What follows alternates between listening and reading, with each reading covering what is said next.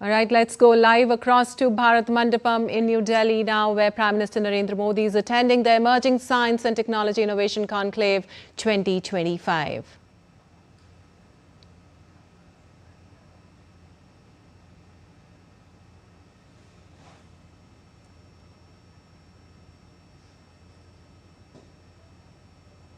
In the CAR-T cell therapy that offers a breakthrough treatment for certain types of cancer. और अब देवी सज्जनों, आप सभी का भी हार्दिक स्वागत है एसटेक 2025 के उद्घाटन सत्र में। और एसटेक 2025 देवी सज्जनों हमारे माननीय प्रधानमंत्री जी की उस दूरदृष्टि का प्रतीक है जहां पर साइंस, इनोवेशन और टेक्नोलॉजी मिलकर आज विकसित भारत 2047 की परिकल्पना को साकार कर रहा है, जहां पर शोध, अनुसंधान और नवाचार सिर्फ हमारी प्रयोगशालाओं तक सीमित नहीं है, बल्कि हमारे विकास, हमारे समाज की मुख्य धारा बन चुका है। एसटेक 2025 देवी सज्जनों हमारी वैज्ञानिक उपलब्धियों का महाकुंभ है। और इस महाकुंभ में आप सभी का स्वागत करने के लिए मैं निवेदन करती हूं हमारे principal scientific adviser, under whose guidance ladies and gentleman the department of science and technology is organizing ESTIC 2025 along with 12 other ministries and departments of the government of India, and thus rendering a whole of government approach in shaping the science, innovation and technology ecosystem for the nation. तो मैं आमंत्रित करती हूं professor Ajay Kumar सूद जी को उनके स्वागत उद्बोधन के लिए।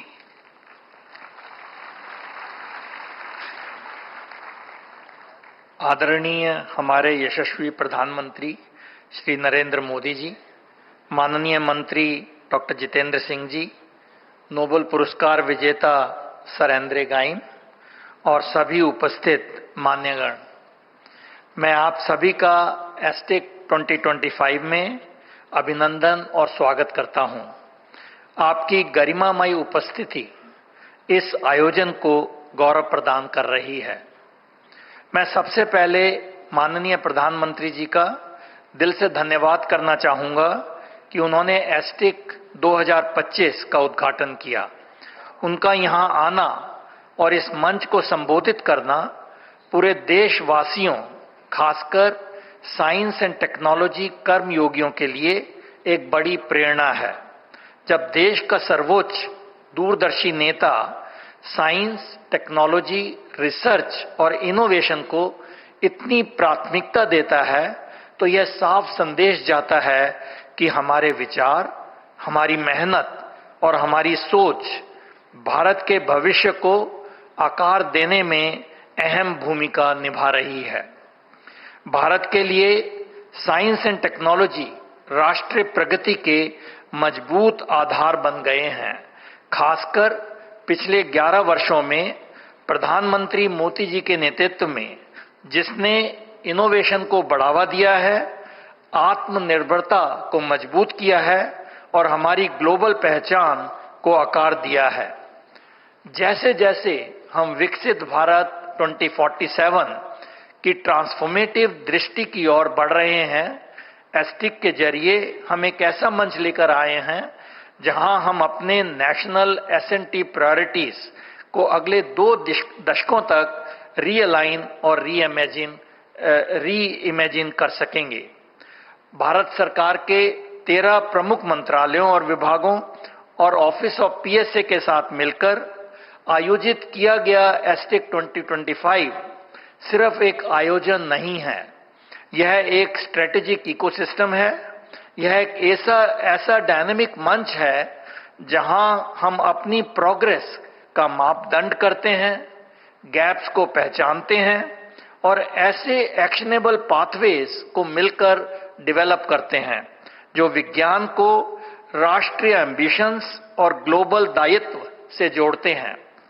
इस कॉन्क्लेव की एक डिफाइनिंग फीचर है इसका इंटरजेनरेशनल डायलॉग, यानी हमारे इमर्जिंग एस&टी लीडर्स जो भविष्य के टॉर्च बियरर्स हैं, उन सीनियर एक्सपर्ट्स के साथ जुड़ते हैं जिन्होंने भारत के साइंटिफिक लैंडस्केप को गहराई से आकार दिया है।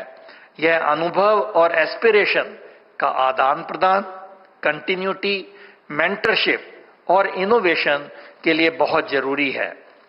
नेटवर्किंग यहां सिर्फ फॉर्मेलिटी नहीं है, I must say it is intentional by design.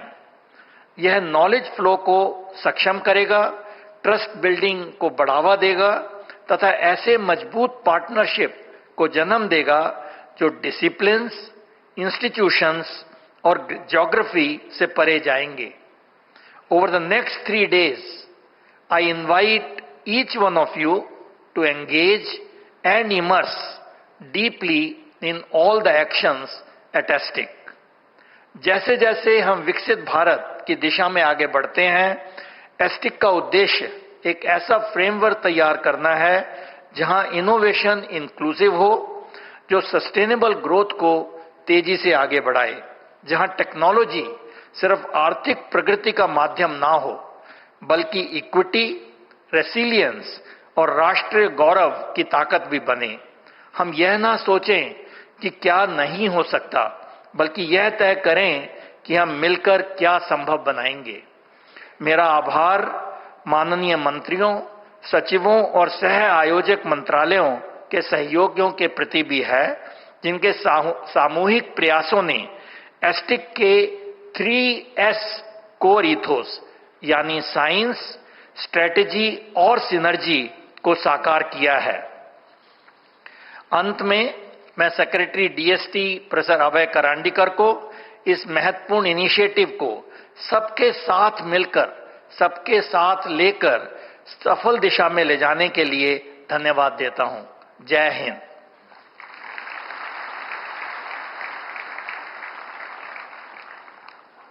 बहुत बहुत धन्यवाद सर, ESTIC 2025 के बारे में हमें जानकारी देने का। और अब मैं निवेदन करती हूं हमारे माननीय केंद्रीय मंत्री आदरणीय डॉक्टर जितेंद्र सिंह जी से इस सभागार को संबोधित करने के लिए।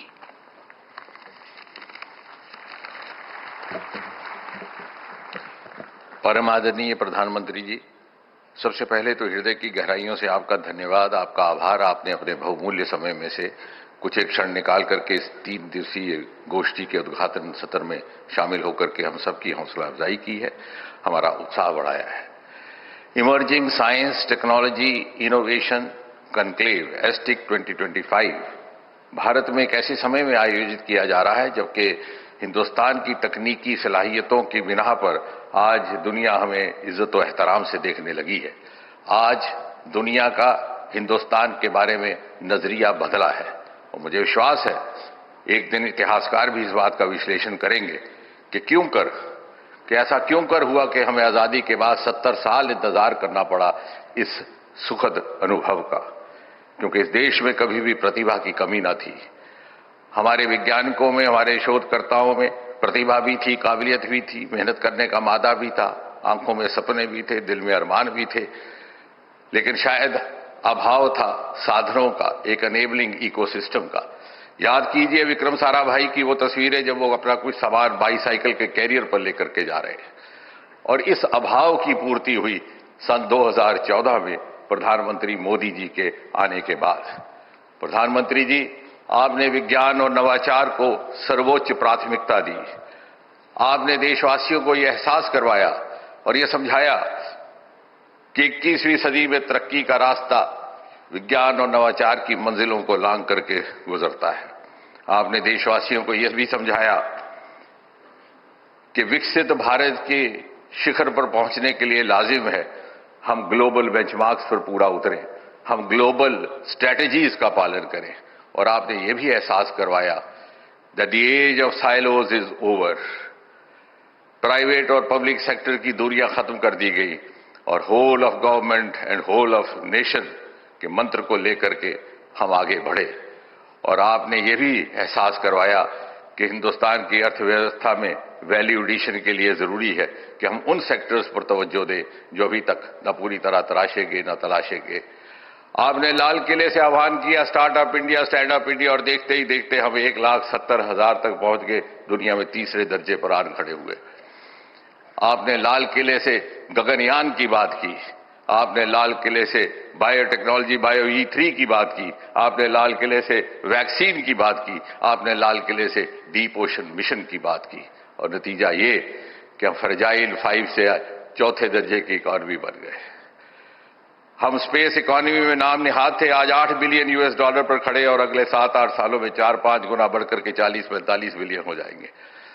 हमारी बायो इकॉनमी मात्र $10 बिलियन थी, आज तकरीबन 200 बिलियन और बहुत ही कुछ ही समय में, कुछ ही सालों में 300 बिलियन। हम ग्लोबल इनोवेशन इंडेक्स में रैंक 80 से रैंक 38 पहुंच गए और बायो मैन्युफैक्चरिंग में इंडो पैसिफिक में तीसरे दर्जे पर आज हिंदुस्तान के बनाए हुए heart valves, devices, medical implants दूसरे देशों में जाते हैं। लेडीज एंड जेंटलमैन, हमने वो जमाना भी देखा और आपने भी देखा जब एक सफल प्रयोग किसी और देश में होता और यहां उसको पहुंचते पहुंचते 10-15 साल लग जाते। याद कीजिए टेलीविजन के मिसाल को। अमेरिका में टेलीविजन 1950 के दशक में देखा जाता था और यहां दिल्ली राजधानी में पहली बार चित्रहार 1970 में देखने को मिला। लेकिन मोदी काल में परिस्थिति बदली है। हालांकि अमेरिका ने मानव को चांद पर 50 साल पहले उतारा था, लेकिन ये हमारा चंद्रयान था जो चांद से पानी अथवा जल के होने का प्रमाण लेकर के आया और इस कल्पना को प्रेरित किया कि शायद चांद पर मानव जीवन की संभावनाएं हो सकती हैं। हमारी स्वास्थ्य सेवाओं को उदासीनता से देखा जाता था, आज हिंदुस्तान लगभग 200 देशों को वैक्सीन मुहैया करके विश्व बंधु की भूमिका निभा रहा है। Ladies and gentleman, there is a visible aspirational surge in the youth of India और आज भारी संख्या में टीयर 2 और टीयर 3 सिटीज से स्टार्टअप्स आते हैं। भारी संख्या में वुमेन लेड स्टार्टअप्स आते हैं। अरोमा मिशन और लेवेंडर जैसे सफल प्रयोगों ने यह भी साबित कर दिया कि सफल इनोवेटर होने के लिए बहुत ज्यादा पढ़ाई लिखाई ही जरूरी नहीं है। और इसलिए आने वाले समय में हमारा ये प्रयास रहेगा कि हम छोटे छोटे कस्बों में पहुंच करके प्रधानमंत्री जी के इंक्लूसिविटी, इनोवेशन विद इंक्लूसिविटी के मंत्र का पालन करते हुए वहां पर अनेबलिंग प्लेटफॉर्म्स स्थापित करें। और अंत में ladies and gentleman, India is no longer a follower. She today beckons others to follow her. India is no longer a global player. She is emerging as a global protagonist. India is no longer the trailing India of 20th century. She is future-ready Modi's India of 21st century. And therefore, I am confident and I am sure that STIC 2025 with its theme, Imagine, Innovate, Inspire, will herald the last leg of India's journey to Destination 2047. धन्यवाद।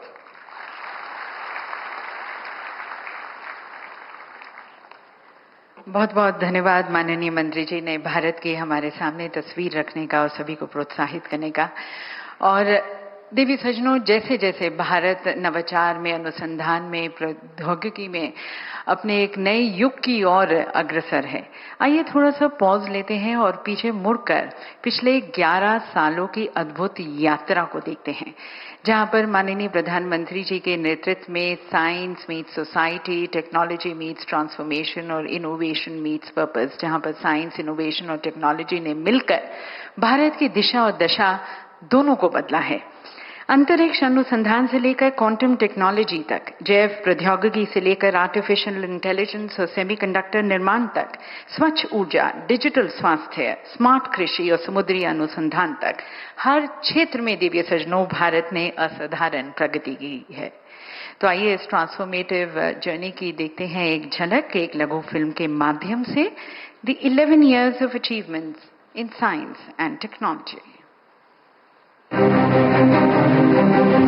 11 साल पहले जब यशस्वी प्रधानमंत्री श्री नरेंद्र मोदी जी ने देश का नेतृत्व संभाला, उन्होंने एक सपना देखा था, भारत को विज्ञान और तकनीक की शक्ति से एक विकसित राष्ट्र बनाने का सपना।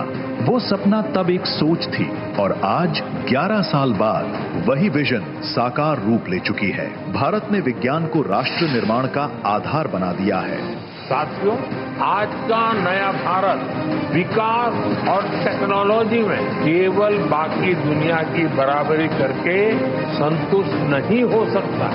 नया भारत अपने वैज्ञानिक अनुसंधानों से मानवता की सेवा को अपनी रिस्पॉन्सिबिलिटी मानता है। ये हमारा दायित्व है।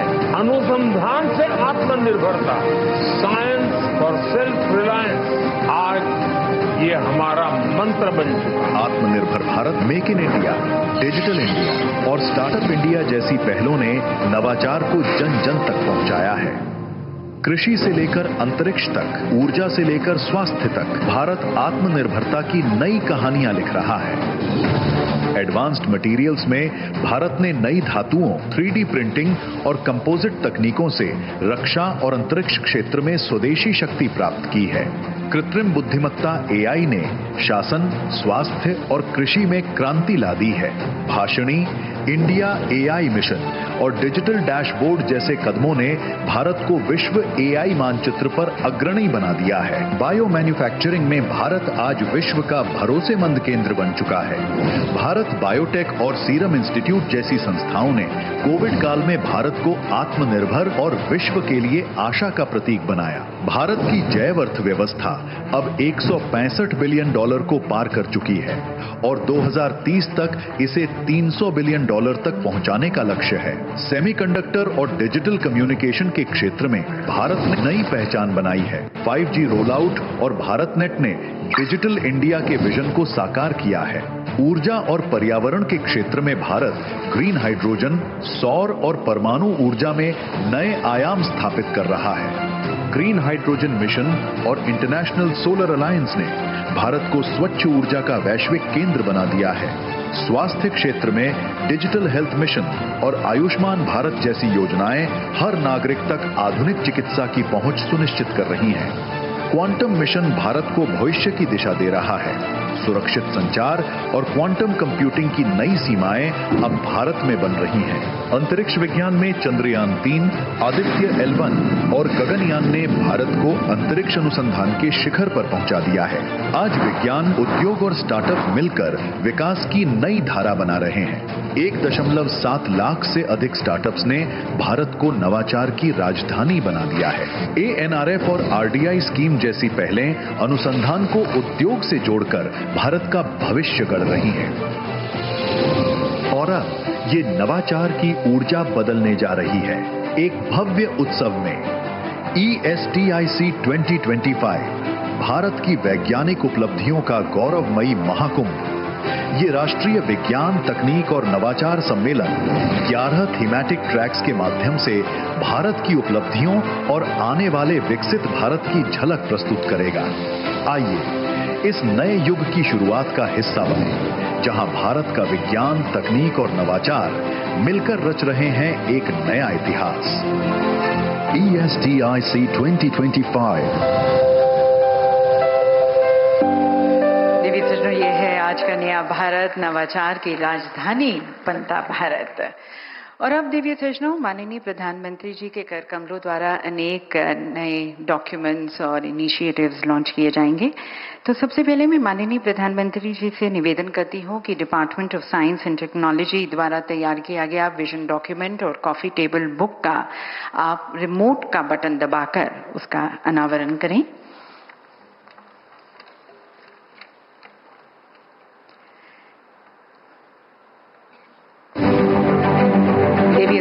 ये विजन डॉक्यूमेंट भारत की विज्ञान, प्रौद्योगिकी और नवाचार के लिए आने वाले दशकों का रोड मैप है।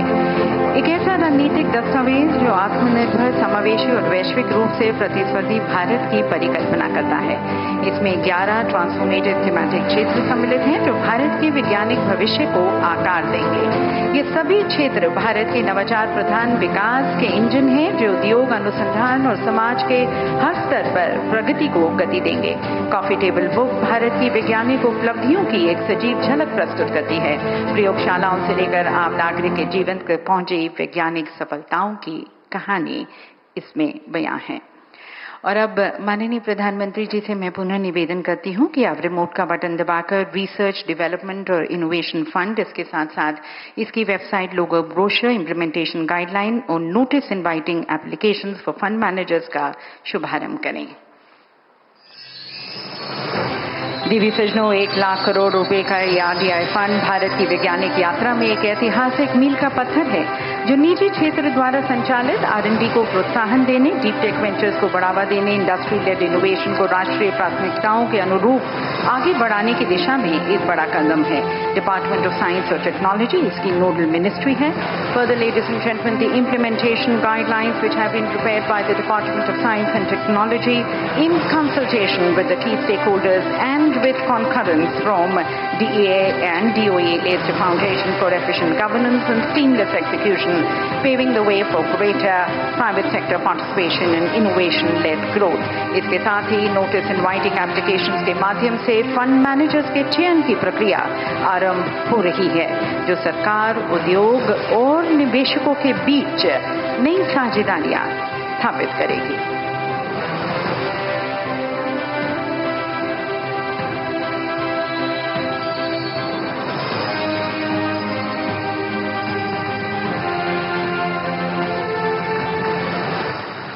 और आइए देवी सज्जनों, अब देखते हैं RDI फंड पर एक लघु फिल्म।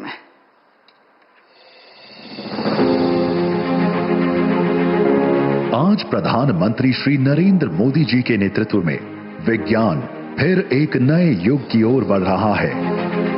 इसी दिशा में research development and innovation RDI scheme एक अहम कदम है। RDI फंड भारत के प्राइवेट सेक्टर के R&D के लिए गेम चेंजर साबित होगा। पेशेंट कैपिटल की मदद से निजी क्षेत्र में विशेषकर डीप टेक और सनराइज क्षेत्रों में R&D को प्रोत्साहन मिलेगा।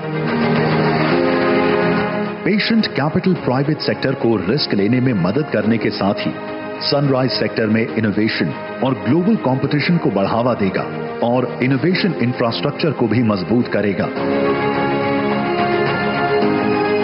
इससे इंडस्ट्री में रिसर्च का कल्चर भी विकसित होगा। ये स्कीम 2 पिलर्स पर टिकी है। इसमें स्पेशल पर्पस फंड पहले लेवल पर है और द्वितीय स्तर पर है सेकंड लेवल फंड मैनेजर्स का नेटवर्क।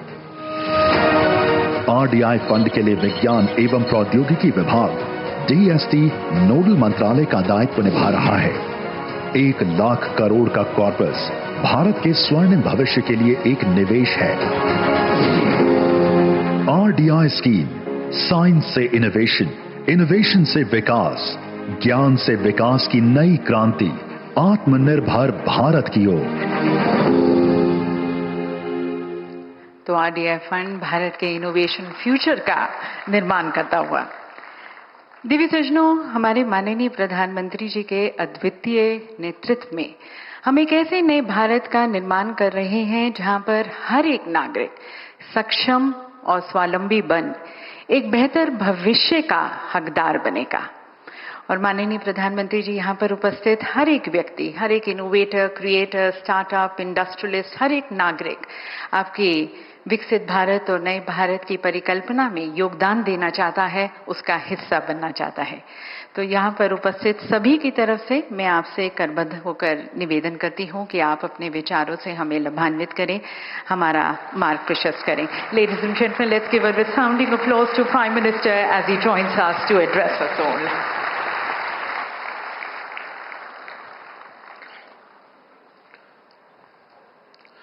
देश के science and technology minister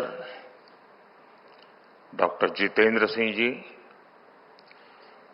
Bharat सरकार के principal scientific adviser Ajay Kumar Sood, हमारे बीच उपस्थित नोबेल पुरस्कार विजेता सर आंड्रे गाइम, देश विदेश से आए सभी वैज्ञानिक, इनोवेटर्स, एकेडेमिया के लोग, अन्य महानुभाव, देवी और सज्जनों, आज का ये आयोजन साइंस से जुड़ा है, लेकिन मैं सबसे पहले क्रिकेट में भारत की शानदार जीत की बात करूंगा।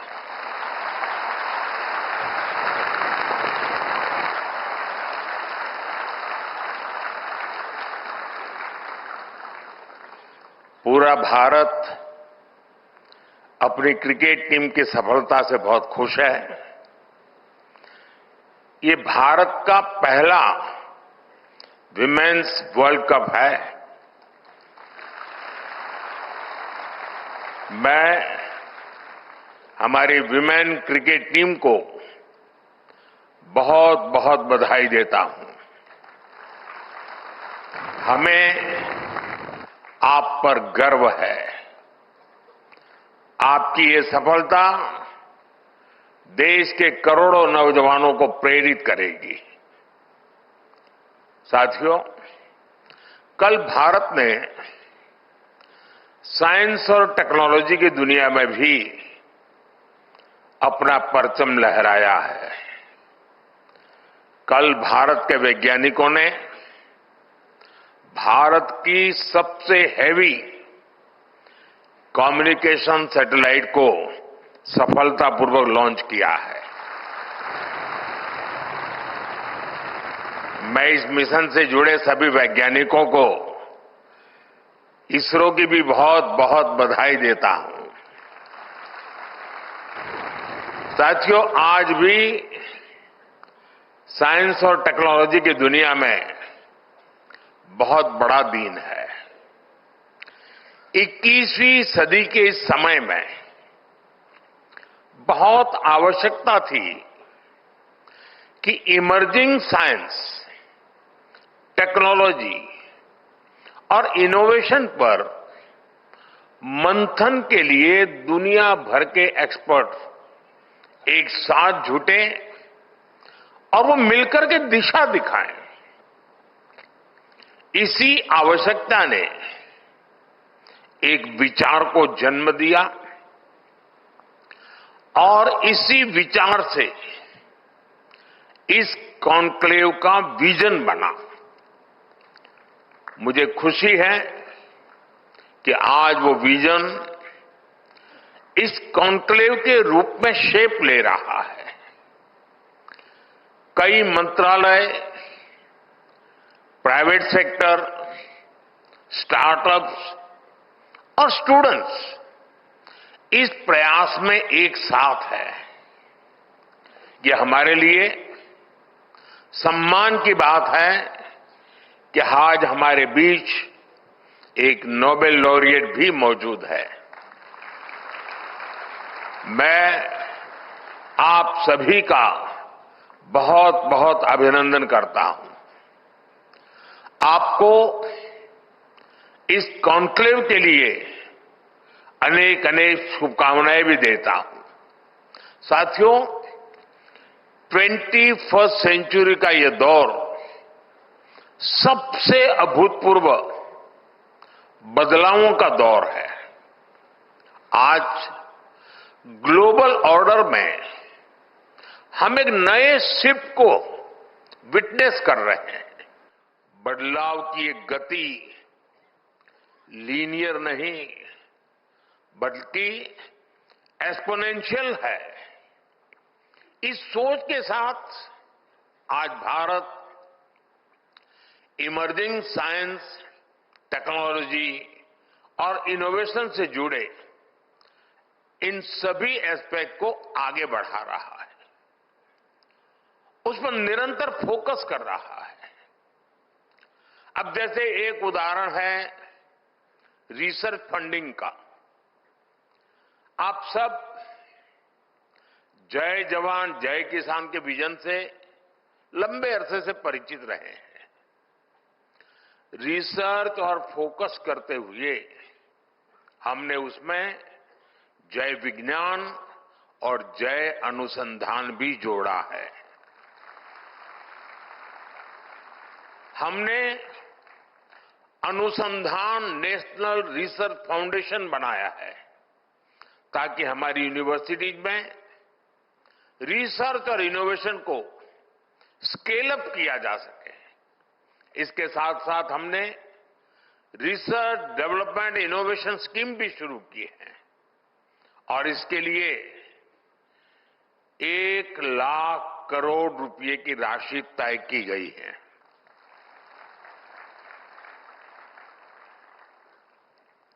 आपको लगता होगा ये 1 लाख करोड़ मोदी के पास रहने वाला है, इसलिए ताली नहीं बजा रहे हो।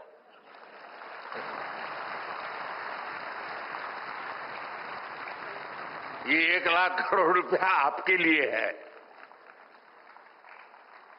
आपका सामर्थ्य बढ़ाने के लिए है, आपके लिए अवसर के नए द्वार खोलने के लिए है। हमारा प्रयास है कि प्राइवेट सेक्टर में भी रिसर्च एंड डेवलपमेंट को बढ़ावा मिले। पहली बार हाई रिस्क और हाई इंपैक्ट प्रोजेक्ट के लिए कैपिटल भी उपलब्ध कराई जा रही है। साथियों, भारत में इनोवेशंस का आधुनिक इकोसिस्टम बने, इसके लिए हम ईज ऑफ डूइंग रिसर्च पर भी फोकस कर रहे हैं। इस दिशा में हमारी सरकार ने फाइनेंशियल रूल्स और प्रोक्योरमेंट पॉलिसी में भी कई रिफॉर्म्स किए हैं। हमने रेगुलेशन, इंसेंटिव्स और सप्लाई चेन्स में भी रिफॉर्म्स किए हैं ताकि प्रोटोटाइप जल्दी से लैब से निकलकर मार्केट तक पहुंचे। साथियों, भारत को इनोवेशन हब बनाने के लिए पिछले कुछ वर्षों में जो नीतियां बनी, जो निर्णय हुए, उसका असर अब साफ साफ दिखाई दे रहा है। मैं आपके सामने बड़े संतोष के साथ कुछ आंकड़े रखना चाहता हूं। वैसे मैं स्वभाव से बहुत जल्दी संतोष मानने वाला व्यक्ति नहीं हूं, लेकिन ये संतोष मेरा बीते हुए कल के संदर्भ में है। आने वाले कल के संदर्भ में अभी मेरा संतोष तो बहुत बाकी है, हमें बहुत आगे जाना है। पिछले दशक में हमारा R&D एक्सपेंडिचर 2 गुना हुआ है। भारत में रजिस्टर किए गए पेटेंट्स की संख्या 17 गुना बढ़ी है। 17 टाइम्स का इंक्रीज। स्टार्टअप में भी भारत अब दुनिया का तीसरा सबसे बड़ा स्टार्टअप इकोसिस्टम बन गया है। हमारे 6000 से अधिक डीप टेक स्टार्टअप्स आज क्लीन एनर्जी, एडवांस मटेरियल्स जैसे क्षेत्रों में काम कर रहे हैं। भारत का सेमीकंडक्टर सेक्टर भी अब उड़ान भर चुका है। बायो इकोनॉमी की बात करें तो 2014 में ये $10 बिलियन की थी। आज ये करीब $140 बिलियन तक पहुंच चुकी है। साथियों, पिछले कुछ वर्षों में हमने कई सनराइज डोमेन्स में भी कदम बढ़ाया है। Green hydrogen, quantum computing, deep sea research, critical minerals, इन सभी डोमेन्स में भारत ने अपनी प्रॉमिसिंग प्रेजेंस दर्ज करा दी है। साथियों, जब साइंस को स्केल मिलती है, जब इनोवेशन इंक्लूसिव बनती है और जब टेक्नोलॉजी ट्रांसफॉर्मेशन लाती है, तो बड़ी उपलब्धियों की नींव मजबूत होती है, तैयार हो जाती है। पिछले 10-11 वर्षों में भारत की यात्रा इसी विजन का उदाहरण है। भारत अब टेक्नोलॉजी का कंज्यूमर नहीं, बल्कि टेक्नोलॉजी के लिए जरिए ट्रांसफॉर्मेशन का पायोनियर बन चुका है। कोविड के दौरान हमने रिकॉर्ड समय में स्वदेशी वैक्सीन विकसित की। हमने दुनिया का सबसे बड़ा वैक्सीनेशन प्रोग्राम चलाया। साथियों, इतने मेहनत स्केल पर पॉलिसीज और प्रोग्राम्स को सक्सेसफुली इंप्लीमेंट करना, ये कैसे पॉसिबल होता है? ये पॉसिबल हुआ क्योंकि आज दुनिया का सबसे पहला और सबसे सफल डिजिटल पब्लिक इंफ्रास्ट्रक्चर अगर किसी के पास है तो उस देश का नाम है हिंदुस्तान।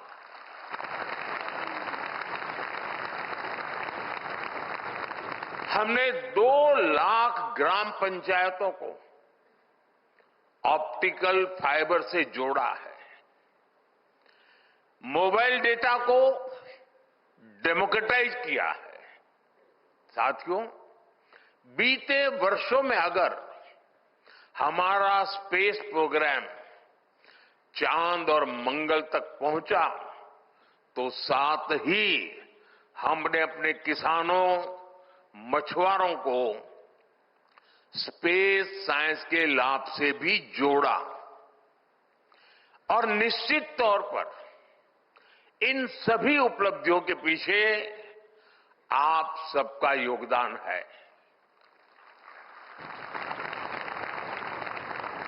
साथियों, इनोवेशन जब इंक्लूसिव होती है तो उसके एक प्रमुख बेनिफिशियरी ही उसके लीडर्स भी बन जाते हैं। भारत की महिलाएं इसका सबसे बड़ा उदाहरण है।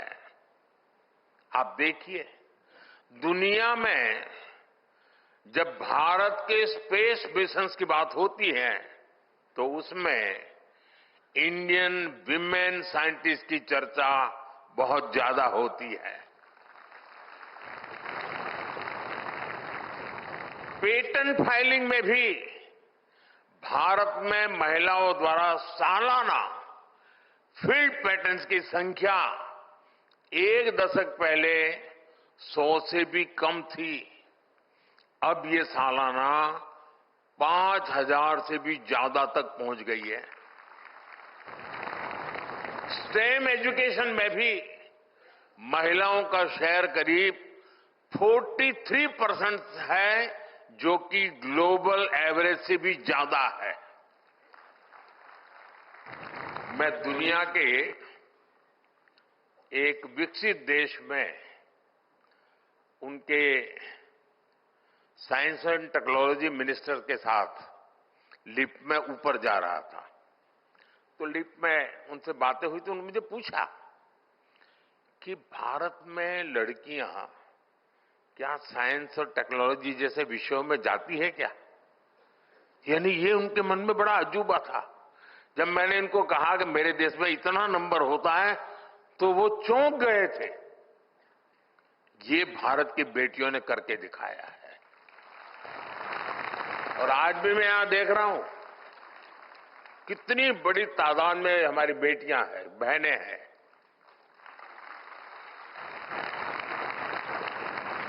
ये आंकड़े हमें बताते हैं कि भारत में साइंस एंड टेक्नोलॉजी के क्षेत्र में महिलाएं कितनी तेजी से आगे बढ़ रही हैं। साथियों, इतिहास में कुछ क्षण ऐसे आते हैं जिनसे कई पीढ़ियों को मोटिवेशन मिलता है। कुछ साल पहले हमारे बच्चों ने चंद्रयान का सफर देखा, उसकी सफलता भी देखी और सफलता साइंस के प्रति जबरदस्त तरीके से उनको आकर्षित करने के लिए कारण आई, अवसर बन गई। और उन्हें असफलता और सफलता दोनों को देखा था। हाल में ग्रुप कैप्टन शुभांशु शुक्ला की स्पेस स्टेशन की यात्रा ने बच्चों में एक नई उत्सुकता पैदा की है। हमें नई पीढ़ी में पैदा हुई जिज्ञासा का लाभ उठाना चाहिए। साथियों, हम जितने ज्यादा ब्राइट यंगस्टर्स को साइंस, टेक्नोलॉजी और इनोवेशन की दिशा में ले जा सके, उतना ही बेहतर होगा। इसी सोच के साथ देश भर में लगभग 10,000 अटल टिंकरिंग लैब बनाई गई हैं। इनमें 1 करोड़ से ज्यादा बच्चे क्यूरियोसिटी और क्रिएटिविटी के साथ एक्सपेरिमेंट कर रहे हैं। और आपको ये जानकर खुशी होगी, इन लैब्स की सफलता को देखते हुए हम 25,000 नई अटल टिंकरिंग लैब भी बनाने जा रहे हैं। पिछले कुछ वर्षों में देश में सैकड़ों नई यूनिवर्सिटीज बनाई गई हैं। 7 नई आईआईटीज और 16 ट्रिपल आईआईटी की अभी बनी चुकी है। नई एजुकेशन पॉलिसी में हमने ये भी सुनिश्चित किया है कि युवा अब साइंस और इंजीनियरिंग जैसे स्टेम कोर्स अपनी स्थानीय भाषा में कर सकेंगे। साथियों, हमारी सरकार की प्रधानमंत्री रिसर्च फेलोशिप युवा रिसर्चर्स के बीच बहुत सफल रही है। इस स्कीम के तहत दी गई ग्रांट्स ने युवाओं की बहुत मदद की है। अब हमने आने वाले 5 वर्षों में 10,000 फेलोशिप देकर देश में R&D को और मजबूती देने का निर्णय किया है।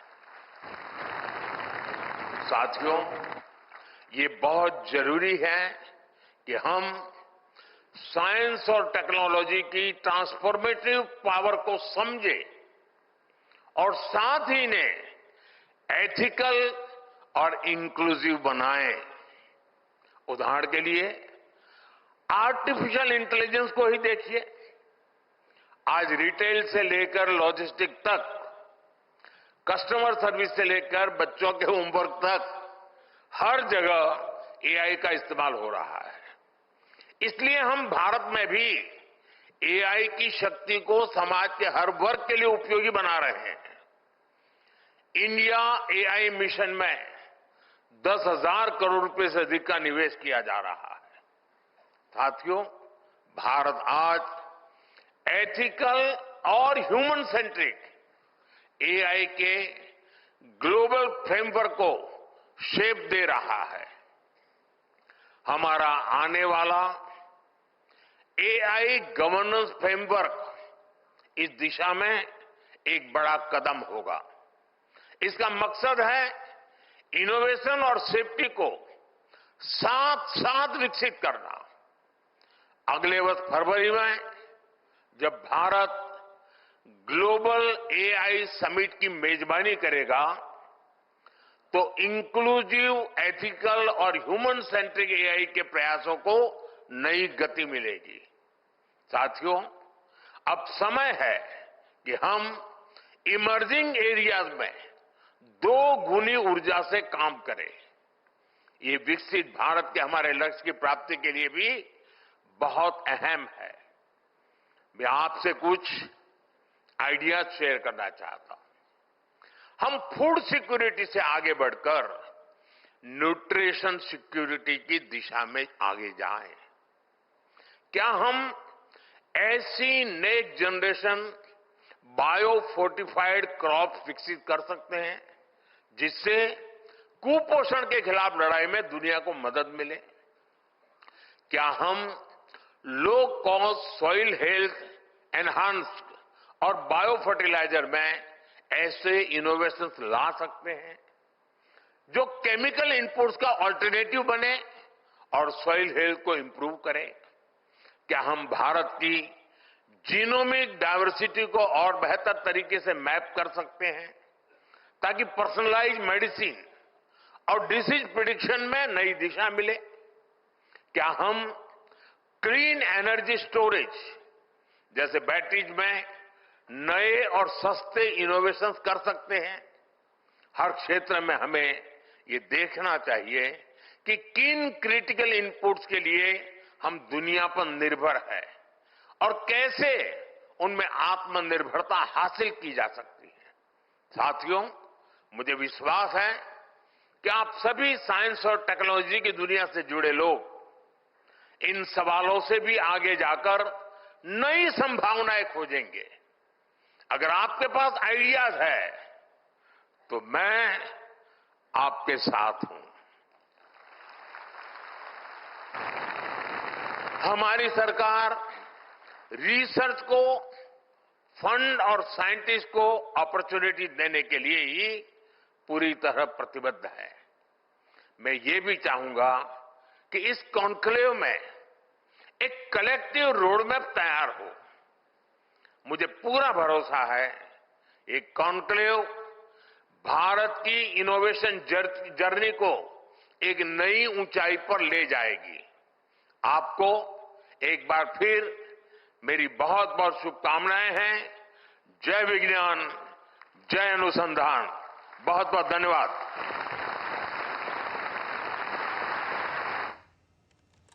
All right, so it was Prime Minister Narendra Modi who inaugurated the Emerging Science and Technology Innovation Conclave 2025. So, three-day event bringing together some of the brightest minds, scientists, innovators and industry leaders, and to discuss how India can lead the next wave of technological advancement. So, PM Modi during the event said, I'll briefly highlight the pointers. He said today's event is related to science, but first of all, let's talk about India's victory in the Women's World Cup. He said everyone is happy with India's first victory and congratulations to the women's cricket team. We are proud of you. He also said yesterday we achieved something big in terms of science and technology. By launching heaviest communication satellite, he also congratulated the ISRO scientists. He also said that this is an unprecedented phase of 21st century.